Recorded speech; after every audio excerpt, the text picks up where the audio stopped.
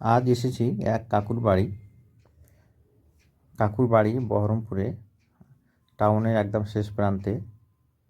তার জন্য বাড়ির পাশে অনেকটা জায়গা আছে, আর সেই জায়গায় বিভিন্ন ধরনের সবজি চাষ করেছেন নিজেই। সেটাই আপনাদের সামনে তুলে ধরব। এখানে কিছুটা পেঁয়াজ আছে এক সাইডে, আর বেশিরভাগ জায়গাটায় আলু লাগিয়েছেন। আর আলুর জমির চারো সাইডে টমেটো গাছ লাগিয়েছেন। টমেটো গাছগুলো জাস্ট ফুল এসছে, আর কিছু কিছু গাছে ফল আসতে শুরু হয়েছে। টমেটো গাছগুলো লেটে লাগানোর জন্য এতদিনে ফুল হয়েছে, এখন ফেব্রুয়ারি মাস চলছে, তারপরেও কিন্তু টমেটো বড় নেই, দেরি করে লাগানোর জন্য। না হলে সিজনে লাগিয়েছে তারা এখন তাদের টমেটো পেকে গেছে। তবে লেট করে লাগালো একটা লাভ আছে, শেষের দিকটায় টমেটোর দামটা বেশি থাকে, আর প্রথম দিকে মিডিলে কিন্তু সেরকম দাম থাকে না। তাই যারা বিক্রির জন্য করছেন তারা এই দুটো সিজন ধরার চেষ্টা করেন, শেষ দিকটা আর শুরুর দিকটায়।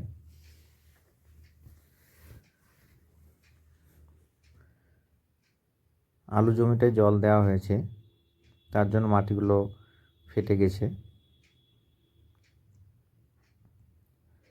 আর আলু জমির সাইডে টমেটো গাছগুলো বসানোর জন্য সেরকম আলাদা জায়গা দরকার হয়নি। হাঁটার রাস্তার পাশেই যে জায়গাটা ছাড়া আছে আল বরাবর, সেই গাছগুলো লাগিয়েছেন। এইদিকে টমেটোর গাছগুলোতে টমেটো ধরেছে বেশ কিছু করে করে।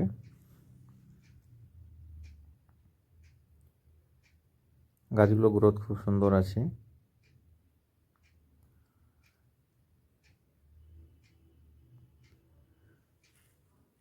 পুরো বাগানটা ঘুরে ঘুরে দেখাবো আপনাদেরকে যে কি কি গাছ লাগিয়েছেন। আলুগুলো লাইন বরাবর লাগানো আছে, একই টানা লাগানো নেই। মিডিলে গ্যাপ থাকলে মাটি দিতে বা জল দিতে সুবিধা হয়। আর এদিকে আরও কিছুটা পেঁয়াজ লাগানো আছে। এদিকটা রোদের জন্য গাছগুলো একটু ভালো। প্রথম দিকে আর পেঁয়াজের গাছগুলো একটু কমজোরি ছিল। আর এগুলো দেখছেন গাছগুলো ফুল ধরেছে, সেটা হচ্ছে মূলো গাছ। মূলো গাছগুলোতে ফুল হয়ে গেছে।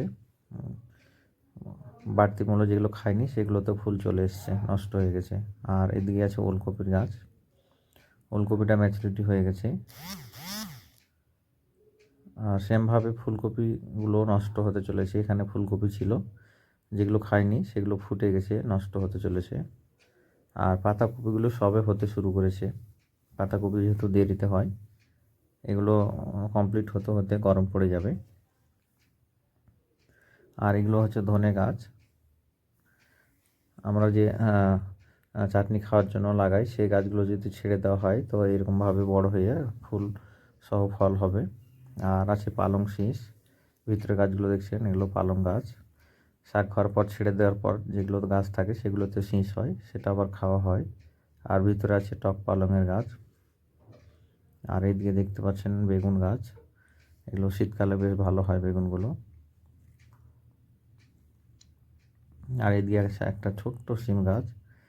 গাছটা ছোট, কিন্তু প্রতিটা ডগাতেই ফল আছে। গাছটা বেশি বড় হয়নি।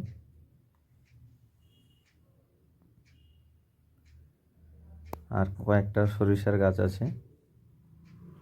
আর এইদিকে দেখছেন সে ফুল গাছগুলো। আর আছে বেশ কিছু তুলসী গাছ। আর জমিটা চারো সাইডে দেখছেন খেজুর গাছ আছে। এগুলোতে শীতকালে রস হয়, আর সেই রস থেকে গুড় করা হয়। এখনও এরা করেন, সকালে দেখছিলাম।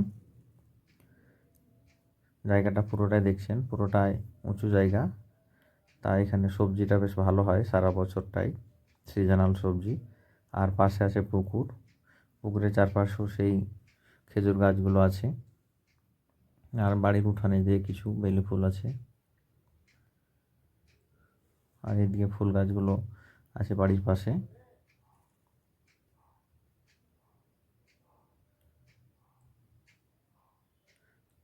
দুই রকম তুলসী আছে, একটা লাল তুলসী, একটা নর্মাল তুলসী। আর এখানে আছে একটা কাগজি লেবুর গাছ। কাগজি লেবুর গাছটা তো ফুল ধরেছে। বাড়িতে যদি এরকম একটা কাগজি লেবুর গাছ থাকে, সেক্ষেত্রে আর লেবু কেনার প্রয়োজন পড়বে না, এখান থেকেই সাপ্লাই দিবে। তো আপনাদেরও যাদের জায়গা আছে এভাবে অল্প অল্প করে সব ধরনের সবজি চাষ করতে পারেন, ওখান থেকে বাড়ির খাবার জোগাড় হয়ে যাবে।